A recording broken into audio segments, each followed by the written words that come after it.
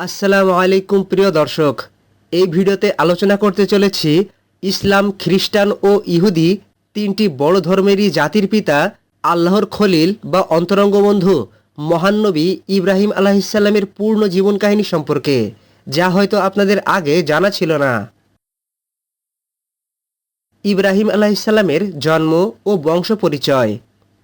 হজরত ইব্রাহিম আলাইহিসসালাম ছিলেন নূহ আলাইহিসসালামের বংশধর। তাফসির ও ইতিহাস গ্রন্থ অনুযায়ী ইব্রাহিম আলাইহিসসালামের জন্ম হয়েছিল বর্তমান ইরাক অঞ্চলে ব্যাবিলন বা বাবেল নামক এলাকায়। ইব্রাহিম আলাইহিসসালামের পিতাকে কোরআনে আজর নামে উল্লেখিত করা হয়েছে। তার পরিবার ও সমাজ ছিল মূর্তি পূজক। ইব্রাহিম আলাইহিসসালামের জামানার লোকজন পাথর, কাঠ ও ধাতুর মূর্তি বানিয়ে পূজা করত। এমনকি ইব্রাহিম নবীর পিতা নিজেই মূর্তি নির্মাণ ও বিক্রির কাজ করতেন। নমরুদের রাজত্বের ঘটনা। হজরত ইব্রাহিম আলাইহিসসালামের সময়ে এক অত্যাচারী শাসক ছিল, যার নাম ছিল নমরুদ। তাফসির ও ইতিহাস গ্রন্থে বর্ণিত হয়েছে যে নমরুদ নিজেকে এত শক্তিশালী মনে করত যে এক পর্যায়ে নিজেকেই উপাস্য দাবি করতে শুরু করল। মানুষকে নমরুদ বলতো যে আমি জীবন দিই এবং মৃত্যু দিই। অহংকার, ক্ষমতা ও সম্পদের নেশায় নমরুদ আল্লাহর বিরুদ্ধে বিদ্রোহী হয়ে উঠেছিল। ইব্রাহিম নবীর শিশুকালের ঘটনা। হজরত ইব্রাহিম আলাইহিসসালাম ছোটবেলা থেকেই গভীর চিন্তাশীল ছিলেন। তিনি দেখতেন যে মানুষ নিজের হাতেই মূর্তি তৈরি করে আবার সেই মূর্তির সামনেই মাথা নত করছে। তারা মূর্তির কাছে সাহায্য চাইছে, ভয় পাচ্ছে এবং মানত করছে। হজরত ইব্রাহিম আলাইহিসসালাম শিশুকালেই ভাবতেন, যে মূর্তি নিজেই নড়তে পারে না, কথা বলতে পারে না, নিজেকে রক্ষা করতে পারে না, সে অন্যকে কিভাবে সাহায্য করবে। আল্লাহ তাআলা ইব্রাহিম আলাইহিসসালামের হৃদয়কে সত্যের দিকে পরিচালিত করেছিলেন। তারকা, চাঁদ ও সূর্যের ঘটনা। কোরআনে বর্ণিত হয়েছে আল্লাহ তাআলা তার জাতিকে শিক্ষা দেওয়ার জন্য হজরত ইব্রাহিম আলাইহিসসালামের মাধ্যমে একটি যুক্তিপূর্ণ পদ্ধতি তুলে ধরেন। একদিন রাতে ইব্রাহিম আলাইহিসসালাম আকাশের একটি উজ্জ্বল তারকা দেখলেন। তিনি বললেন, এটাই কি আমার প্রতিপালক? কিন্তু যখন সেটা অস্ত গেল, তখন ইব্রাহিম আলাইহিসসালাম বললেন, আমি অস্তগামী জিনিসকে ভালোবাসি না। এরপর তিনি চাঁদ দেখলেন। চাঁদ বড় ও উজ্জ্বল ছিল। এরপর তিনি বললেন, এটাই কি আমার প্রতিপালক? কিন্তু চাঁদও অস্ত গেল। এরপর সূর্য উদিত হলো। তিনি বললেন, এটা তো সবচেয়ে বড়। কিন্তু পরবর্তীতে সূর্যও ডুবে গেল। তখন ইব্রাহিম আলাইহিসসালাম ঘোষণা করলেন যে আমি একনিষ্ঠভাবে সেই সত্তার দিকে মুখ ফেরালাম যিনি আসমান ও জমিন সৃষ্টি করেছেন। আমি মুশরিকদের অন্তর্ভুক্ত নই।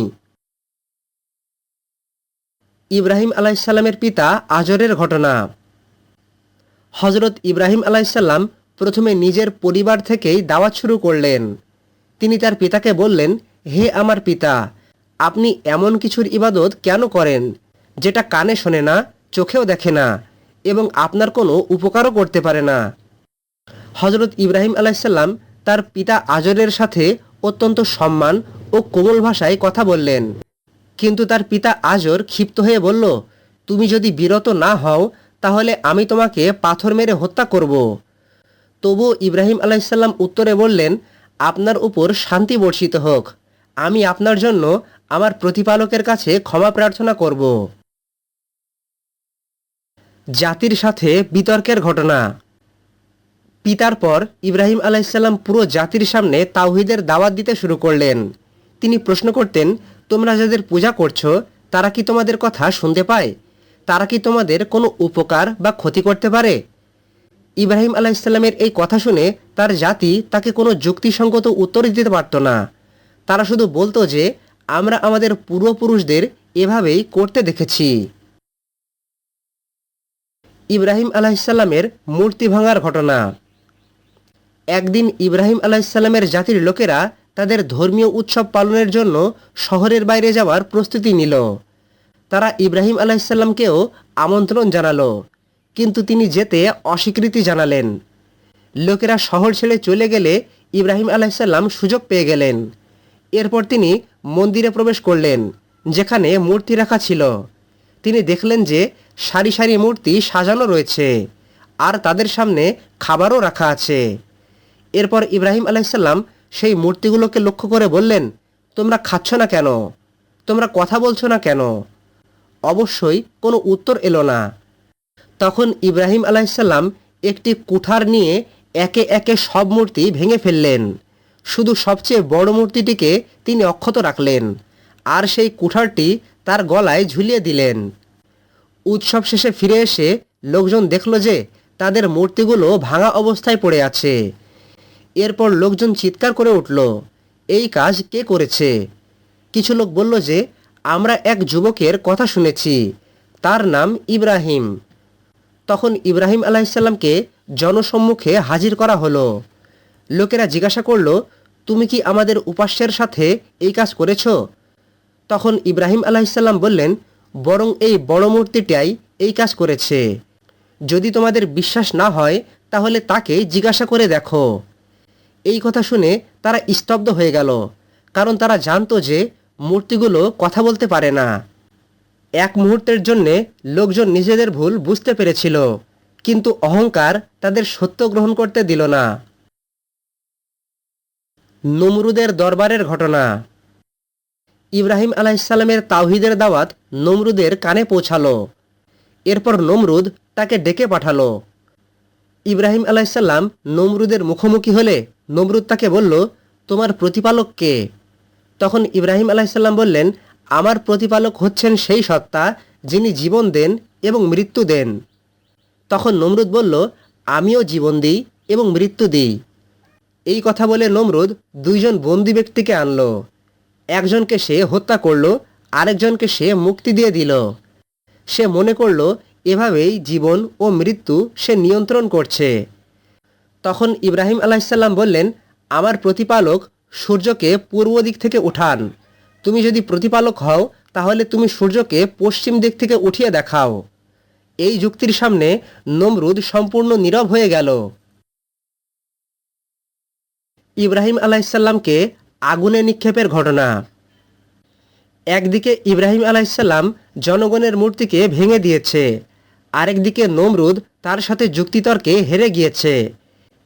এরপর তার জাতির নেতারা সিদ্ধান্ত নিল যে তারা ইব্রাহিমকে হত্যা করবে।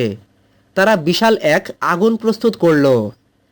তাফসিরে বর্ণিত হয়েছে যে এত বড় আগুন তৈরি করা হয়েছিল যে কেউ তার কাছেই যেতে পারছিল না। দিনের পর দিন ধরে কাঠ সংগ্রহ করা হলো। এরপর একটি বিরাট অগ্নিকাণ্ড তৈরি করা হলো। আগুনের তাপ এত বেশি ছিল যে পাখিরাও তার উপর দিয়ে উড়তে পারছিল না। এই জন্য তারা একটি বিশেষ যন্ত্রের সাহায্যে ইব্রাহিম আলাইসাল্লামকে আগুনের মধ্যে নিক্ষেপ করার সিদ্ধান্ত নিল। অবশেষে সেই মুহূর্ত আসলো যখন সমস্ত জাতি জড় হয়ে গেল। এরপর ইব্রাহিম আলাইসাল্লামকে বেঁধে আগুনের দিকে ছুঁড়ে ফেলা হলো। মানুষ ভাবল যে এভাবেই তার জীবনের সমাপ্তি হবে, কিন্তু তারা জানতো না যে যিনি আগুন সৃষ্টি করেছেন তিনিই তো আগুনকে আদেশ দিতে পারেন। এরপর আল্লাহ তাআলার সেই অলৌকিক হুকুম আসলো। এরপর আল্লাহ তাআলা আদেশ দিলেন যে, হে আগুন, তুমি ইব্রাহিমের জন্য শীতল ও আরামদায়ক হয়ে যাও। মুহূর্তের মধ্যেই আগুনের প্রকৃতি বদলে গেল। যে আগুন সবকিছু জ্বালিয়ে দেয় সেটি আল্লাহর আদেশে ইব্রাহিম আলাইসাল্লামের জন্য নিরাপদ হয়ে গেল। পবিত্র কোরআনে আল্লাহ তাআলা বলেন, তারা ইব্রাহিমের ক্ষতি করতে চেয়েছিল, কিন্তু আমি তাদেরকেই সবচেয়ে ক্ষতিগ্রস্ত বানিয়ে দিলাম। আগুনে নিক্ষেপের ঘটনার পর সমগ্র জাতি ইব্রাহিম আলাইসাল্লামের এই মুজেজা নিজের চোখে দেখল। তারা দেখল যে বিরাট অগ্নিকাণ্ডে নিক্ষেপ্ত হয়েও আল্লাহর নবীর কোনো ক্ষতি হয়নি, কিন্তু এর পরেও অধিকাংশ মানুষই ঈমান আনল না। ইব্রাহিম আলাইসাল্লামের হিজরতের ঘটনা। দীর্ঘ সময় জাতিকে দাওয়াত দেওয়ার পরও এবং অসংখ্য যুক্তি প্রমাণ তাদের সামনে উপস্থাপন করার পরও ইব্রাহিম আলাইসাল্লামের জাতি অবাধ্যতায় অটল থাকল। তখন ইব্রাহিম আলাইসাল্লাম আল্লাহর পথে নিজের জন্মভূমি ত্যাগ করার সিদ্ধান্ত নিলেন। এটাই ছিল ইব্রাহিম আলাইসাল্লামের জীবনের নতুন অধ্যায় এবং একে একে কঠিন পরীক্ষার সূচনা। ইব্রাহিম আলাইসাল্লাম ঘোষণা করলেন যে আমি আমার প্রতিপালকের দিকে হিজরত করছি। এরপর ইব্রাহিম আলাইসাল্লাম তার সাথে যারা ঈমান এনেছিল তাদের সাথে নিয়ে এবং তার স্ত্রী সারা আলাইসাল্লাম এবং তার ভাইপো লুত আলাইসাল্লামকে সাথে নিয়ে নিজের জন্মভূমি ও আত্মীয় স্বজন ছেড়ে আল্লাহর সন্তুষ্টির উদ্দেশ্যে বেরিয়ে পড়লেন। হজরত ইব্রাহিম আলাইসাল্লামের ভ্রাতুষ্পুত্র লুত আলাইসাল্লামকে আল্লাহ তাআলা নবুয়ত দান করেছিলেন। কিছুদিন একসাথে থাকার পর আল্লাহ তাআলার নির্দেশে লুত আলাইসাল্লাম অন্য অঞ্চলে দাওয়াতের কাজে চলে যান। আর লুত আলাইসাল্লামের ঘটনাগুলো তার জীবনীতে পূর্ণাঙ্গ আলোচনা করব ইনশাআল্লাহ। হজরত ইব্রাহিম আলাইসাল্লাম এবং মিশরের ফেরাউনের ঘটনা। একসময় দুর্ভিক্ষ দেখা দিল। তখন ইব্রাহিম আলাইসাল্লাম তার স্ত্রী সারা আলাইসাল্লামকে নিয়ে মিশরের দিকে যাত্রা করলেন। মিশরের শাসকদেরকে ফেরাউন বলা হতো। সেই সময় মিশরের শাসক ছিল অত্যন্ত অত্যাচারী ব্যক্তি। সেই ফেরাউনের অভ্যাস ছিল কোনো সুন্দরী বিবাহিত নারী দেখলে তাকে তার কাছে নিয়ে যাওয়া হতো। মিশরে প্রবেশের আগে ইব্রাহিম আলাইসাল্লাম সারা আলাইসাল্লামকে বললেন, এই পৃথিবীতে তুমি আর আমি ছাড়া আর কোনো মুমিন দম্পতি নেই। যদি ফেরাউনের লোকজন পরিচয় জিজ্ঞাসা করে তাহলে তুমি পরিচয় দেবে যে তুমি আমার বোন, অর্থাৎ ইমানের দিক থেকে বোন। এটি ছিল জীবন রক্ষার জন্য ব্যবহৃত একটি কৌশলগত সত্যভিত্তিক বক্তব্য। হজরত সারা আলাইসাল্লাম অত্যন্ত সুন্দরী ছিলেন। ফেরাউনের লোকজন সারা আলাইসাল্লামের সৌন্দর্যের কথা বাদশাকে জানালো। সারা আলাইসাল্লামকে নিয়ে ফেরাউনের সামনে লোকজন উপস্থাপন করল। ফেরাউন তাকে প্রাসাদে নিয়ে যেতে চাইল। তখন সারা আলাইসাল্লাম আল্লাহ তাআলার কাছে দোয়া করতে লাগলেন। যখনই ফেরাউন তার দিকে হাত বাড়াতে গেল তখনই সে শারীরিকভাবে অক্ষম হয়ে পড়ল এবং সে কষ্টে ছটফট করতে লাগল। ফেরাউন ভয় পেয়ে গিয়ে সারা আলাইসাল্লামকে বলল, তুমি তোমার রবের কাছে দোয়া করো, আমি তোমাকে কোনো ক্ষতি করব না। তখন সারা আলাইসাল্লাম আল্লাহ তাআলার কাছে দোয়া করলেন এবং ফেরাউন সুস্থ হয়ে গেল। কিন্তু আবারও সে একই চেষ্টা করল। তখন আবার একই শাস্তি হলো। কয়েকবার এমন ঘটনা ঘটার পর ফেরাউন বুঝতে পারল যে আল্লাহ তাআলা সারা আলাইসাল্লামকে রক্ষা করছেন। শেষ পর্যন্ত ফেরাউন সারা আলাইসাল্লামকে সম্মানের সাথে বিদায় দিল। তাফসি ও সহিহ বুখারীর বর্ণনা অনুযায়ী ফেরাউন তাকে একটি দাসী উপহার দিল, যেই দাসীর নাম ছিল হাজেরা আলাইসাল্লাম। পরবর্তীতে এই হাজেরাই ইব্রাহিম আলাইসাল্লামের দ্বিতীয় স্ত্রী হন, যার গর্ভ থেকে হজরত ইসমাইল আলাইসাল্লাম জন্মগ্রহণ করেছিল। হাজেরা আলাইসাল্লামের সাথে বিবাহের ঘটনা। বছরের পর বছর কেটে যাচ্ছিল। ইব্রাহিম আলাইসাল্লাম বৃদ্ধ বয়সে উপনীত হলেন, কিন্তু তার কোনো সন্তান হচ্ছিল না। এটি ছিল তার জীবনের অন্যতম দীর্ঘ পরীক্ষা। সন্তান লাভের আশায় সারা আলাইসাল্লাম নিজের দাসী হাজেরাকে স্বামী ইব্রাহিম আলাইসাল্লামের সাথে বিবাহে সম্মতি দিলেন। এটি ছিল অত্যন্ত বড় আত্মত্যাগ। নিজের স্বামীর জন্য সন্তান কামনা করে এমন সিদ্ধান্ত নেওয়া এত সহজ ছিল না। ইসমাইল আলাইসাল্লামের জন্মের ঘটনা। দীর্ঘ প্রতীক্ষার পর আল্লাহ তাআলা ইব্রাহিম আলাইসাল্লামকে একটি পুত্র সন্তান দান করলেন। এই সন্তানের নাম ছিল ইসমাইল আলাইহিসসালাম। ইব্রাহিম আলাইসাল্লামের বৃদ্ধ বয়সে এই সন্তান জন্ম নিয়েছিল। তিনি অত্যন্ত আনন্দিত হলেন। দীর্ঘ বছরের দোয়া অবশেষে আল্লাহ তাআলা কবুল করলেন। কিন্তু আল্লাহ যখন কাউকে ভালোবাসেন তখন তাকে পরীক্ষা করেন। ইসমাইল আলাইসাল্লামের জন্মের পরও পরীক্ষা শেষ হয়নি, বরং আরও কঠিন পরীক্ষা আসতে চলেছে। ইব্রাহিম আলাইসাল্লাম যেই সন্তানের জন্য এত বছর অপেক্ষা করেছেন, সেই শিশুকে নিয়েই তাকে এমন এক পরীক্ষার সম্মুখীন করা হবে যেটা কিয়ামত পর্যন্ত ইতিহাস হয়ে থাকবে। স্ত্রী সন্তানকে মরুভূমিতে রেখে আসার ঘটনা। একদিন আল্লাহ তাআলা ইব্রাহিম আলাইসাল্লামকে নির্দেশ দিলেন যে হাজেরা ও ছোট্ট ইসমাইলকে নিয়ে এমন এক নির্জন উপত্যকায় যেতে হবে যেখানে কোনো মানুষ নেই, কোনো চাষাবাদ নেই, আর কোনো পানির উৎসও নেই। উল্লেখ্য যে এটি ছিল ভবিষ্যতের মক্কা। তখন সেখানে কোনো শহর ছিল না, কোনো বসতি ছিল না, কোনো কূপ ছিল না, আর কোনো গাছপালা পর্যন্তও ছিল না। আল্লাহ তাআলার নির্দেশ অনুযায়ী ইব্রাহিম আলাইসাল্লাম তার স্ত্রী হাজেরা ও শিশুপুত্র ইসমাইলকে নিয়ে দীর্ঘ পথ অতিক্রম করলেন এবং জনমানবহীন এলাকায় নির্জন উপত্যকায় তাদেরকে রেখে আসলেন। হজরত ইব্রাহিম আলাইসাল্লাম কিছু খেজুর ও কিছু পানি রেখে ফিরে যাওয়ার প্রস্তুতি নিলেন। তখন হাজরা আলাইসাল্লাম বিস্মিত হয়ে বললেন, আপনি আমাদের এই জনমানবহীন স্থানে কেন রেখে যাচ্ছেন? হাজরা আলাইসাল্লাম বারবার প্রশ্ন করার পর জিজ্ঞাসা করলেন, আপনাকে এই নির্দেশ কি আল্লাহ তাআলা দিয়েছেন? তখন ইব্রাহিম আলাইসাল্লাম বললেন, হ্যাঁ। তখন হাজরা আলাইসাল্লাম বললেন, তাহলে আল্লাহ তাআলা আমাদের ধ্বংস করবেন না। এরপর ইব্রাহিম আলাইসাল্লাম পরিবারকে রেখে চলে যাচ্ছিলেন আর দোয়া করলেন, হে আমাদের প্রতিপালক, আমি আমার কিছু সন্তানকে আপনার পবিত্র ঘরের নিকট অনাবাদী উপত্যকায় বসবাস করিয়েছি, যাতে তারা সালাত কায়েম করে। তিনি দোয়া করলেন যেন মানুষের হৃদয় তাদের দিকে আকৃষ্ট হয় এবং আল্লাহ তাআলা তাদের রিজিক দান করেন। সেই দিন মরুভূমির সেই নির্জন উপত্যকায় কেউ বুঝতে পারেনি কি ঘটতে চলেছে, কিন্তু আল্লাহর পরিকল্পনা ছিল অসাধারণ। সেই ছোট্ট শিশু ইসমাইল আলাইসাল্লামের বংশ থেকেই পরবর্তীতে জন্মগ্রহণ করবেন শেষ নবী এবং দুনিয়ার সর্বশ্রেষ্ঠ মানব মুহাম্মদ সাল্লাল্লাহু আলাইহি ওয়াসাল্লাম। আর সেই নির্জন উপত্যকায় একদিন হবে পৃথিবীর সবচেয়ে পবিত্র নগরী মক্কা শরীফ, যেখানে নির্মিত হবে কাবা, আর যেই দিকে মুখ করে কোটি কোটি মুসলিম সালাত আদায় করবে। জমজম কূপ সৃষ্টির ঘটনা। কিছুদিন পর ইব্রাহিম আলাইসাল্লামের রেখে যাওয়া পানি ও খেজুর শেষ হয়ে গেল। সূর্যের প্রচণ্ড তাপে শিশু ইসমাইল আলাইসাল্লাম তৃষ্ণায় কাঁদতে লাগলেন। তখন হাজারা আলাইসাল্লাম অসহায় হয়ে পড়লেন। আশেপাশে কোথাও কোনো মানুষ ছিল না, কোনো পানির চিহ্নও ছিল না। একজন মায়ের জন্য সন্তানের এই অবস্থা দেখা ছিল অত্যন্ত কষ্টকর। এরপর হাজরা আলাইসাল্লাম দূরে একটি উঁচু স্থান দেখতে পেলেন। সেটি ছিল সাফা পাহাড়।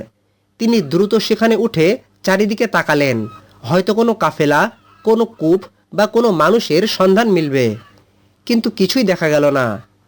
এরপর তিনি সাফা পাহাড় থেকে নেমে অপর পাশে অবস্থিত মারওয়া পাহাড়ের দিকে দৌড়ালেন। মাঝখানে ছিল নিচু উপত্যকা। সেখানে পৌঁছালে তিনি দ্রুত দৌড়াতেন, কারণ সেই স্থান থেকে শিশুকে দেখা যেত না। মারওয়া পাহাড়ে উঠে তিনি আবার চারিদিকে তাকালেন, কিন্তু কোথাও কোনো সাহায্য দেখা গেল না।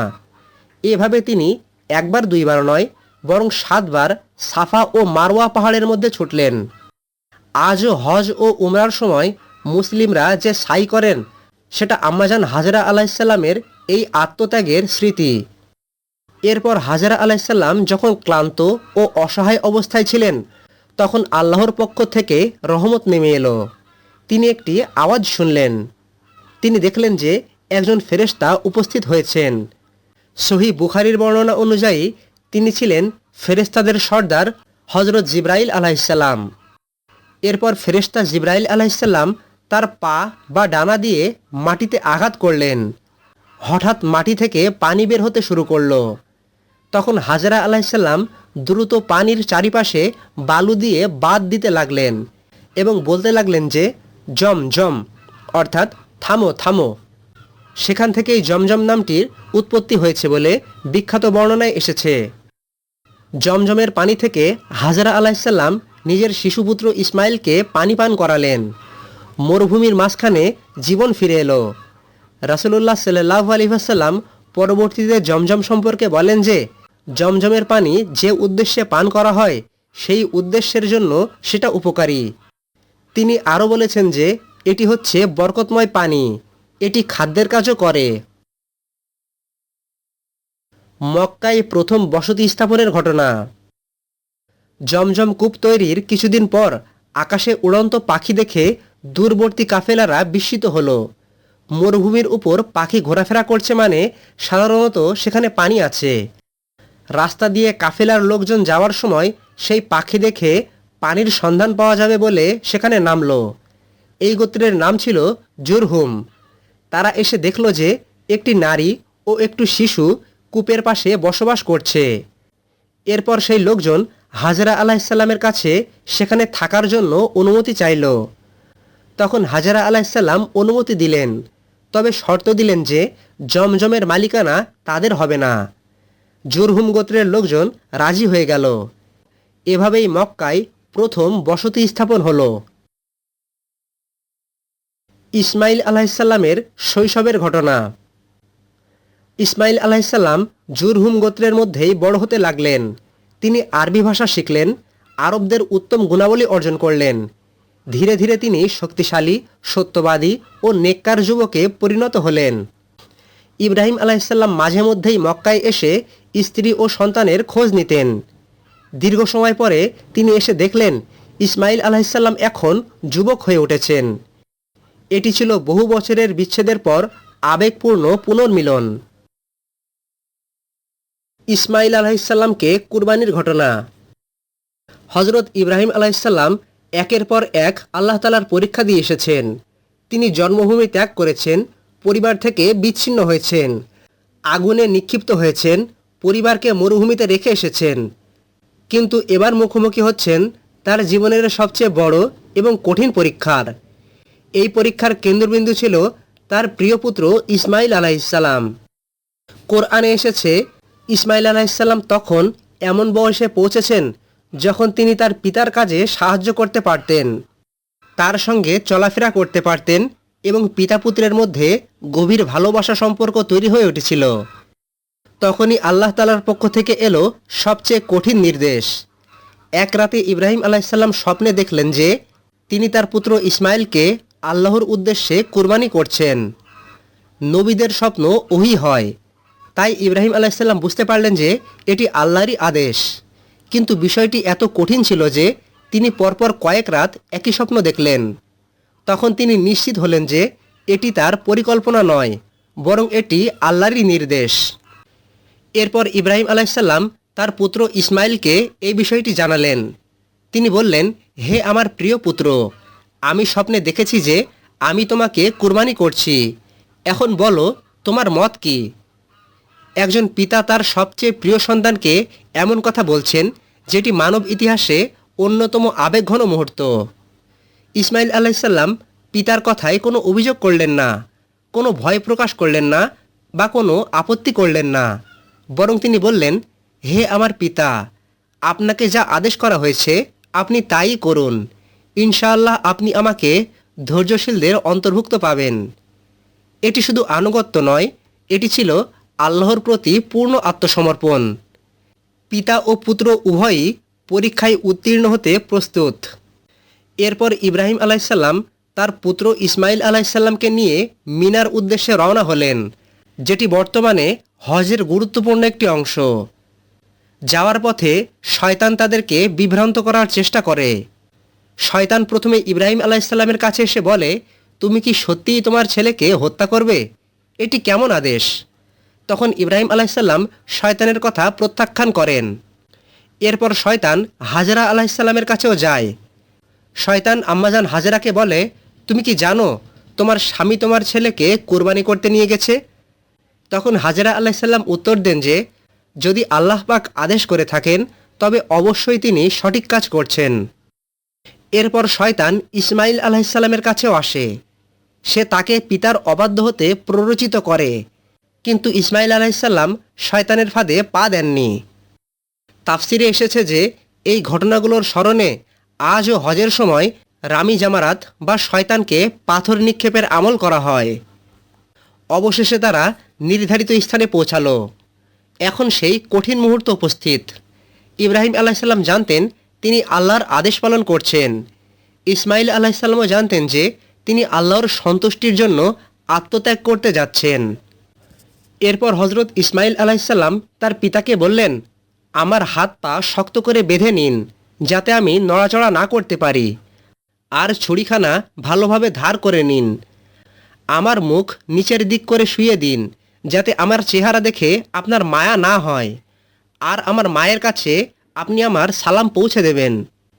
কোরআনে এসেছে, অতপর যখন তারা উভয়ে আত্মসমর্পণ করল এবং সে তাকে কাঁধ করে শুইয়ে দিল।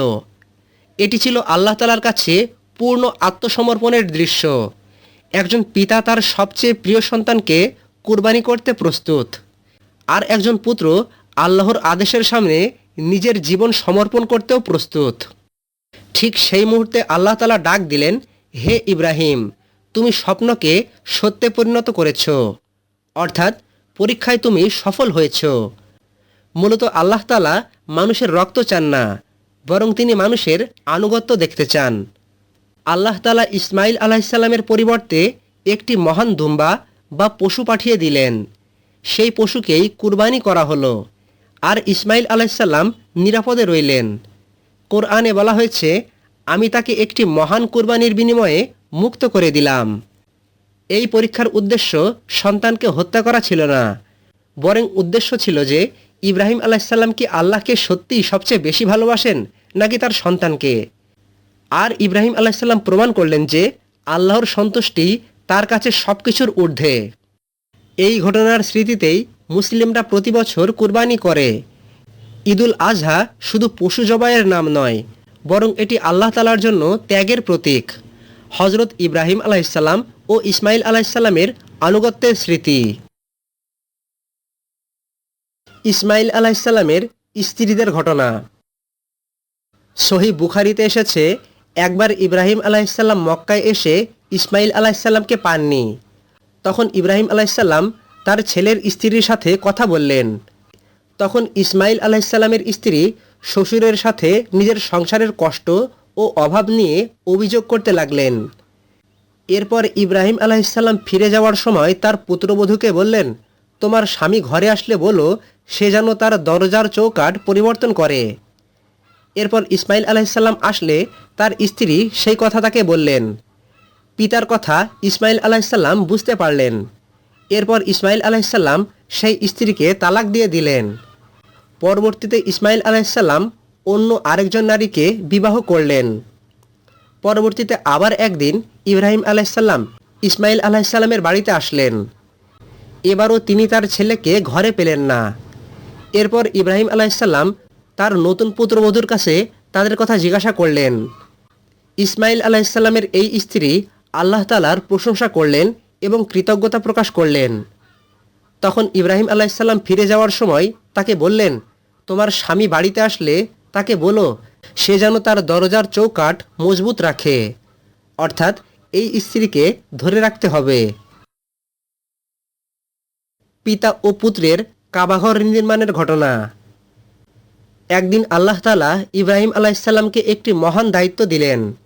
তাকে পৃথিবীর প্রথম ইবাদতের ঘর পুনর্নির্মাণ করতে হবে। সেই ঘরই হল পবিত্র কাবা শরীফ। তখন কাবার পুরনো ভিত্তি বিদ্যমান ছিল, কিন্তু ভবন ছিল না। ইব্রাহিম আলাইসাল্লাম ও ইসমাইল আলাইসাল্লাম একসাথে কাবা ঘর নির্মাণ শুরু করলেন। ইসমাইল আলাইসাল্লাম পাথর এনে দিতেন, আর ইব্রাহিম আলাইসাল্লাম দেয়াল নির্মাণ করতেন। পিতা পুত্র একসাথে কাজ করছিলেন আর দোয়া করছিলেন। তারা বলছিলেন, হে আমাদের প্রতিপালক, আমাদের পক্ষ থেকে এটি কবুল করুন, নিশ্চয়ই আপনি সর্বশ্রোতা সর্বজ্ঞ। তারা আরও দোয়া করে বললেন, হে আমাদের প্রতিপালক, আমাদের উভয়কে আপনার অনুগত বানান এবং আমাদের বংশধরদের মধ্য থেকে একটি অনুগত জাতি সৃষ্টি করুন। এরপর দেয়াল উঁচু হয়ে গেলে ইব্রাহিম আলাইসাল্লাম একটি পাথরের উপর দাঁড়িয়ে নির্মাণ কাজ চালালেন। তাফসিরে উল্লেখ আছে যে সেই পাথরেই তার পায়ের ছাপ থেকে যায়। আজ সেটি মাকামে ইব্রাহিম নামে পরিচিত। কাবাঘর নির্মাণের পর আল্লাহ তাআলা ইব্রাহিম আলাইসাল্লামকে নির্দেশ দিলেন, মানুষের মধ্যে হজের ঘোষণা দাও। তখন ইব্রাহিম আলাইসাল্লাম বললেন, হে আল্লাহ, আমার কণ্ঠ কতদূর পৌঁছাবে? তখন আল্লাহ তাআলা বললেন, ঘোষণা করা তোমার কাজ, আর পৌঁছে দেওয়া আমার কাজ। এরপর ইব্রাহিম আলাইসাল্লাম হজের ঘোষণা দিলেন, আর আল্লাহ তাআলা সেই আহ্বানকে মানুষের অন্তরে অন্তরে পৌঁছে দিলেন। হাজার বছর পরও পৃথিবীর কোটি কোটি মুসলিম সেই আহ্বানে সাড়া দিয়ে হজ করতে যায়। এভাবেই কাবাঘর নির্মাণ সম্পন্ন হলো। মক্কা একটি পবিত্র কেন্দ্র হিসাবে প্রতিষ্ঠিত হতে শুরু করল। ইসহাক আলাইসাল্লামের বিস্ময়কর জন্মের ঘটনা। ইব্রাহিম আলাইসাল্লাম কুরবানির মহান পরীক্ষায় সফল হওয়ার পর আল্লাহ তাকে আরও বহু সম্মান ও মর্যাদা দান করলেন। একদিন ইব্রাহিম আলাইসাল্লামের কাছে কয়েকজন অপরিচিত অতিথি এলেন। ইব্রাহিম আলাইসাল্লাম অতিথিপরায়ণ ছিলেন। তিনি অতিথি আসামাত্র তাদের সম্মান করার ব্যবস্থা করলেন। কোরআন এসেছে, তিনি দ্রুত একটি মোটা তাজা বাছুর ভুনা করে অতিথিদের সামনে নিয়ে এলেন। মূলত এই অতিথিরা ছিল ফেরেশতা।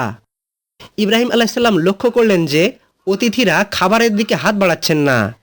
তখন তার মনে কিছুটা ভয় সৃষ্টি হলো, কারণ সেই সময় রীতি অনুযায়ী অতিথি যদি খাবার গ্রহণ না করত তাহলে তা অস্বাভাবিক মনে করা হতো।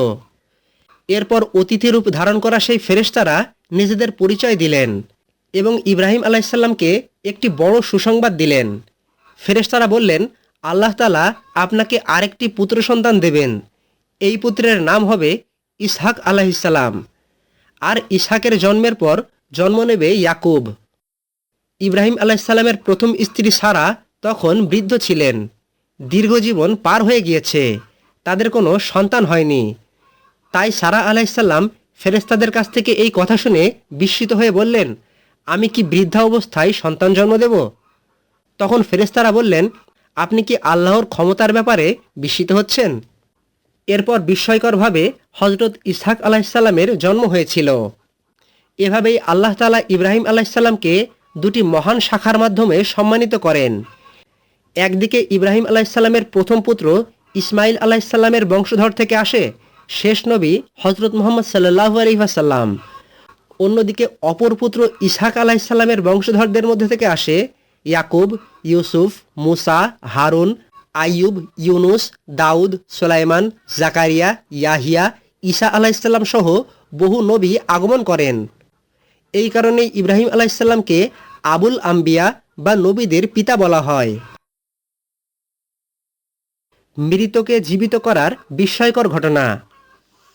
হজরত ইব্রাহিম আলাইসাল্লামের জীবনের আরেকটি বিখ্যাত ঘটনা হলো মৃতকে জীবিত করার ব্যাপারে প্রশ্ন।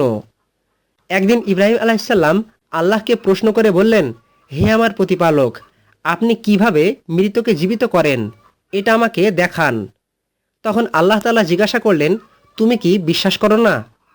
তখন ইব্রাহিম আলাইসাল্লাম বললেন, অবশ্যই বিশ্বাস করি, কিন্তু আমার হৃদয়কে আরও প্রশান্ত করার জন্য আমি সেটা দেখতে চাই। এটি কোনো সন্দেহের প্রশ্ন ছিল না, বরং জ্ঞানকে প্রত্যক্ষ অভিজ্ঞতার স্তরে নিয়ে যাওয়ার জন্য আকাঙ্ক্ষা ছিল।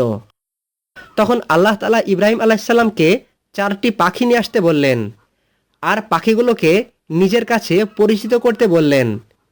এরপর তাদের টুকরো টুকরো করে বিভিন্ন পাহাড়ে রেখে আসতে বললেন আর তারপর তাদেরকে ডাকতে বললেন। হজরত ইব্রাহিম আলাইসাল্লাম আল্লাহর নির্দেশ পালন করলেন।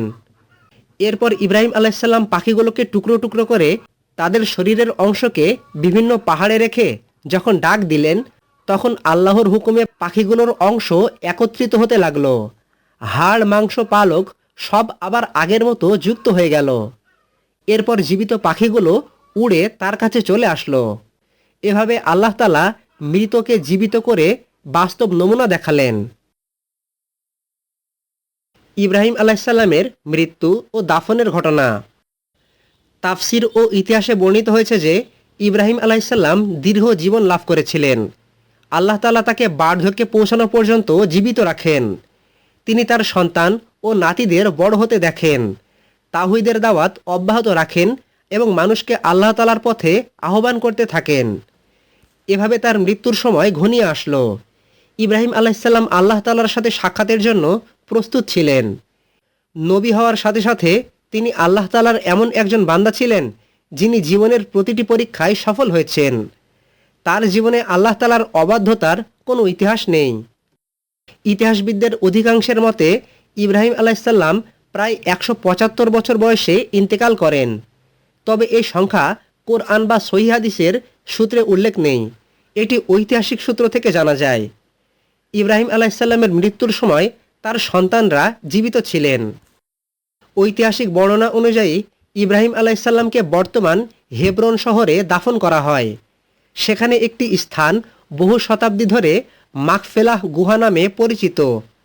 ইসলামী ইতিহাসে এটি ইব্রাহিম আলাইসাল্লাম, ইসহাক আলাইসাল্লাম ও ইয়াকুব আলাইসাল্লামের দাফন স্থল হিসাবে প্রসিদ্ধ। তবে দাফনের স্থান সম্পর্কিত তথ্য আল্লাহ তাআলাই ভালো জানেন। সহিহ হাদিসে এসেছে, কিয়ামতের দিন মানুষ বিভিন্ন নবীর কাছে সুপারিশের জন্য যাবে। তখন ইব্রাহিম আলাইসাল্লামের কাছেও মানুষজন সুপারিশের জন্য যাবে। এটি তার মহান মর্যাদার একটি প্রমাণ। রাসূলুল্লাহ সাল্লাল্লাহু আলাইহি ওয়াসাল্লাম এবং ইব্রাহিম আলাইসাল্লামের ঘটনা। মিরাজের রাতে মুহাম্মদ সাল্লাল্লাহু আলাইহি ওয়াসাল্লাম আসমানে ইব্রাহিম আলাইসাল্লামের সাথে সাক্ষাৎ করেন। সহিহ বুখারীতে এসেছে, যখন তিনি বাইতুল মামুরের পাশে হেলান দিয়েছিলেন, তখন রাসূলুল্লাহ সাল্লাল্লাহু আলাইহি ওয়াসাল্লামকে স্বাগত জানান। মিরাজের রাতে ইব্রাহিম আলাইহিসসালাম আমাদের রাসূল সাল্লাল্লাহু আলাইহি ওয়াসাল্লামকে বলেন, তোমার উম্মতকে আমার সালাম দিও এবং তাদেরকে জানিয়ে দিও যে জান্নাতের মাটি অত্যন্ত উর্বর ও উৎকৃষ্ট, আর জান্নাতের বৃক্ষরোপণ হল সুবহানাল্লাহ, আলহামদুলিল্লাহ, লা ইলাহা ইল্লাল্লাহ, আল্লাহু আকবার। ইব্রাহিম আলাইহিসসালামের খলিলুল্লাহ উপাধি। আল্লাহ তাআলা ইব্রাহিম আলাইহিসসালামকে শুধু নবী বানাননি, তাকে খলিল অর্থাৎ অন্তরঙ্গ বন্ধু হিসাবে গ্রহণ করেছেন। কারণ ইব্রাহিম আলাইহিসসালাম আল্লাহ তাআলার দেয়া সমস্ত পরীক্ষায় সফলভাবে উত্তীর্ণ হয়েছেন। তিনি আগুনে নিক্ষিপ্ত হয়েছেন, হিজরত করেছেন, সন্তান থেকে বিচ্ছেদ হয়েছেন, আর অবশেষে কুরবানির মহাপরীক্ষা দিয়েছেন। আল্লাহ তাআলা ইব্রাহিম আলাইহিসসালামকে খলিলুল্লাহ উপাধিতে ভূষিত করলেন, যার অর্থ আল্লাহর বন্ধু। হজরত ইব্রাহিম আলাইহিসসালামের সবচেয়ে বড় সম্মানগুলোর একটি ছিল খলিলুল্লাহ উপাধি। রাসূলুল্লাহ সাল্লাল্লাহু আলাইহি ওয়াসাল্লাম বলেছেন, আল্লাহ তাআলা ইব্রাহিমকে খলিল হিসাবে গ্রহণ করেছেন। খলিল অর্থ এমন বন্ধু যার প্রতি হৃদয়ের গভীরতম ভালোবাসা ও নৈকট্য থাকে। কোরআনে আল্লাহ তাআলা ইব্রাহিম আলাইহিসসালামকে বিভিন্ন সম্মানজনক বিশেষণে স্মরণ করেছেন। তাকে উম্মাহ বলা হয়েছে, তাকে হানিফ বলা হয়েছে, সিদ্দিক বলা হয়েছে, আর আল্লাহ তাআলা তাকে খলিলুল্লাহ উপাধিতে ভূষিত করেছেন। ইব্রাহিম আলাইহিসসালামের জীবনী শিক্ষা। ১. তাওহীদের জন্য সব কিছু ত্যাগ করা যায়। ইব্রাহিম আলাইহিসসালাম নিজের সমাজ, পরিবার ও দেশ ছেড়েছেন, কিন্তু তাওহীদ ছাড়েননি। ২. সত্যের পথে একা হলেও দৃঢ় থাকতে হয়। ইব্রাহিম আলাইহিসসালামের সমগ্র জাতি তার বিরুদ্ধে ছিল, কিন্তু তবুও তিনি আপোস করেননি। ৩. আল্লাহর উপর ভরসা কখনো বিফল হয় না। নমরুদ ইব্রাহিম আলাইহিসসালামকে আগুনে পোড়াতে গিয়েছিল, আগুন তাকে পোড়াতে পারেনি। মরুভূমিতে জমজম বের হয়েছে, অসম্ভব অবস্থায় আল্লাহ তাআলা তাকে সন্তান দান করেছেন, অর্থাৎ আল্লাহর উপর ভরসা করে তিনি কখনো বিফল হননি। ৪. আল্লাহর ভালোবাসা অর্জনের জন্য পরীক্ষা অপরিহার্য। আল্লাহ তাআলা ইব্রাহিম আলাইহিসসালামকে যত বেশি পরীক্ষা নিয়েছেন, তার মানে আল্লাহ তাআলা ইব্রাহিম আলাইহিসসালামের তত বেশি মর্যাদা দান করেছেন। হজরত ইব্রাহিম আলাইহিসসালাম ছিলেন তাওহীদের প্রতীক, কুরবানির প্রতীক, হিজরতের প্রতীক, ধৈর্যের প্রতীক এবং আল্লাহর প্রতি পূর্ণ আত্মসমর্পণের প্রতীক। আল্লাহ তাআলা আমাদের সকলকে ইব্রাহিম আলাইহিসসালামের জীবনী থেকে শিক্ষা নেওয়ার তৌফিক দান করুন, আমিন। কোরআন সুন্নাহের রেফারেন্স সহ প্রতিনিয়ত ইসলামিক ভিডিও পেতে আমাদের চ্যানেলের সঙ্গে সংযুক্ত থাকুন।